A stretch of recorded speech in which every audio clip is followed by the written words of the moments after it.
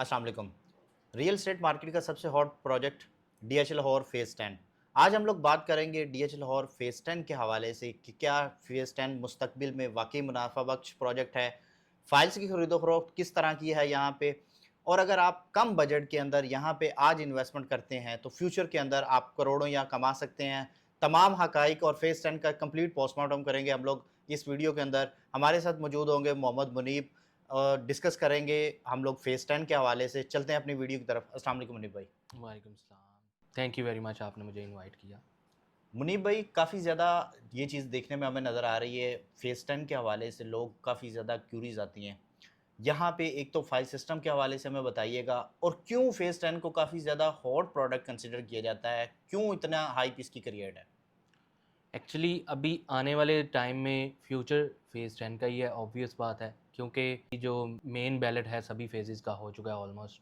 Phase 13 का अभी तक कोई फ़ैसला नहीं हो पाया लोकेशन का। इस वजह से अभी तक का सबसे हॉट टॉपिक जो है फेज़ 10 ही है, क्योंकि एक तो इसका प्रॉपर बैलेट नहीं हुआ, एक ये प्रॉपर अभी डेवलपमेंट इसमें ऑन ग्राउंड आनी है, मैप आना है, डेवलपमेंट होनी है, फिर प्लॉट्स आने हैं। तो अभी इसमें प्रॉफिट रूम बहुत ज़्यादा है। अभी ये इनिशियल स्टेजेस पे है, तो आप जानते हैं कोई भी प्रोजेक्ट, स्पेशली डीएचए का कोई भी फेज़ हो जो इनिशियल स्टेजेस पे हो, तो वो सबसे हॉट केक जाना जाता है। एक ये काफ़ी ज़्यादा चीज़ देखने में नज़र आ रही है। लोग कहते हैं ये काफ़ी पुराना ये प्रोजेक्ट है, जो कि अभी तक डीएचए इसको डेवलपमेंट या इस तरह की कोई चीज़ हमें दे नहीं सका। इसकी लॉन्चिंग कब तक हुई थी? और क्या देखते हैं फेज़ 10 के हवाले से, कितना पुराना ये फ़ेज़ है, और फ्यूचर ये इसका कितने टाइम तक ये आपको ऑन ग्राउंड चीज़ें आती हुई नज़र आएँगी? बहुत जल्द इंशाल्लाह आपको चीज़ें ऑन ग्राउंड नज़र आ जाएंगी। बहुत से पॉकेट्स जो हैं लैंड के एक्वायर कर लिए गए हैं। देखिए, ये कोई एक छोटा सा प्रोजेक्ट नहीं है, 2018 में ये लॉन्च हुआ है। फिर इसकी टाउन प्लानिंग का काम होता है, सबसे पहले जो स्टेज होती है लैंड एक्विजिशन का काम होता है। अभी आप जितने भी फेजेस देख रहे हैं, अभी जो ऑन ग्राउंड फेज़ है सबसे बड़ा है फेज़ 9 प्रिज्म। अब ये उसके बाद ये उससे भी मेगा प्रोजेक्ट है। इसका मास्टर प्लान तैयार है, इसका टाउन प्लानिंग का प्रोसीजर होता है, वो करना होती है, और लैंड एक्विजिशन ऑलमोस्ट 60% से प्लस हो चुकी है, और साथ-साथ बाकी की लैंड भी एक्वायर की जा रही है, जो कि चीज़ें टाइम टेकिंग प्रोसेस होती हैं। और इसका बहुत जल्द बैलेट भी आपको देखने को मिलेगा। ये 2 से 3 फेजेज़ में इसको बैलेट किया जाएगा। ये 3 टाइम्स ऑफ 9 प्रिज़्म है। ये कोई छोटा-मोटा प्रोजेक्ट नहीं है, ये कोई 2-3 ब्लॉक्स का प्रोजेक्ट नहीं है, इसमें मल्टीपल डिस्ट्रिक्ट्स देने जा रहे हैं, तो टाइम तो लगता है।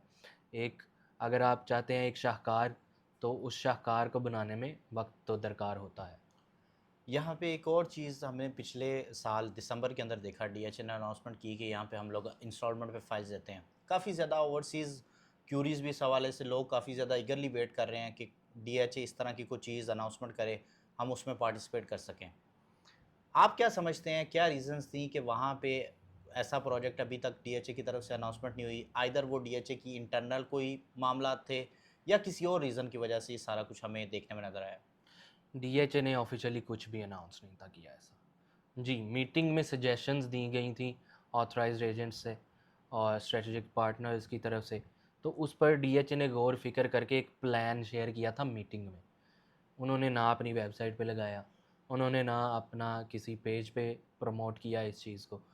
हाँ, एक बात आपस में एक मीटिंग में हो रही है, तो उधर से रूमर्स आपकी मार्केट में आ गई, और वो जो एक मीटिंग के दौरान जो पिक्चर्स या प्रेजेंटेशन थी एक प्लान की, उसकी पिक्चर्स मार्केट में आ गई।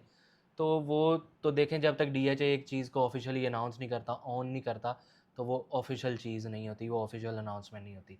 अभी तक डीएचए ने ऐसा कुछ भी प्लान नहीं किया।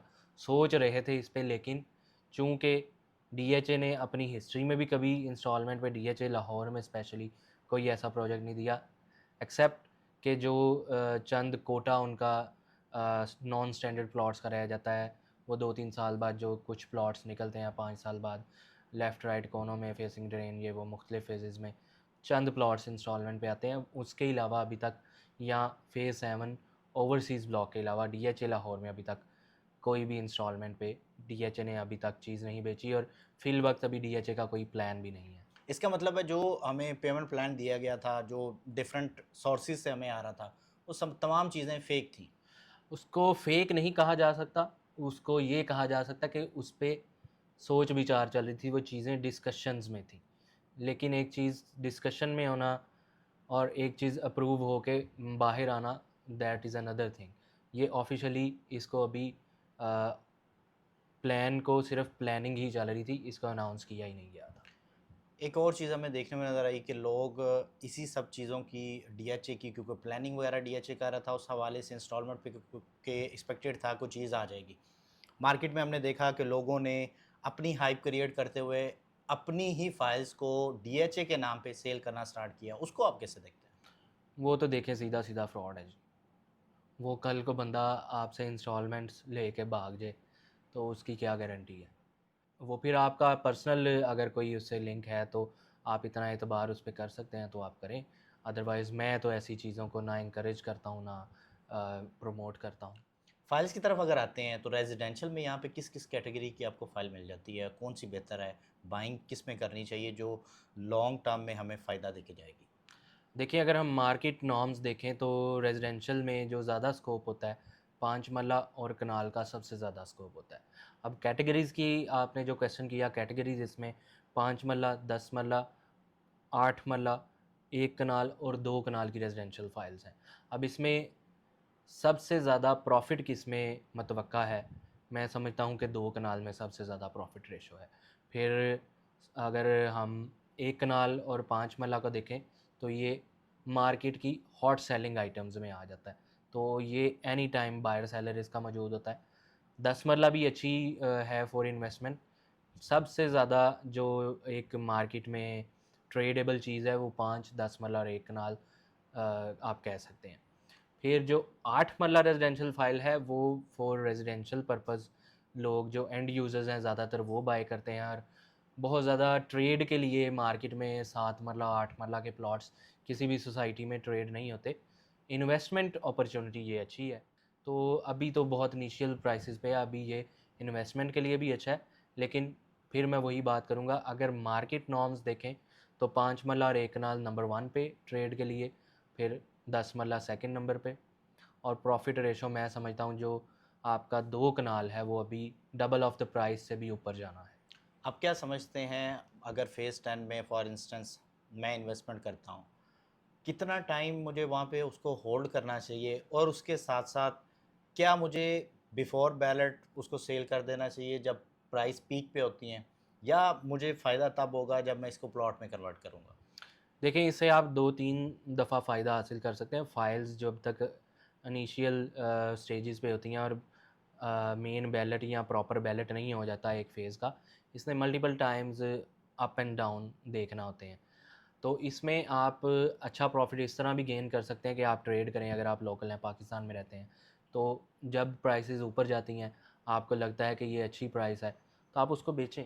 आप उसको बेच के एग्ज़िट लें, दोबारा जब डिप आए, तो आप उसको दोबारा बाय करें। तो जो ओवरसीज़ लोग हैं, उनके लिए तो ये फ़िज़िबिलिटी नहीं है।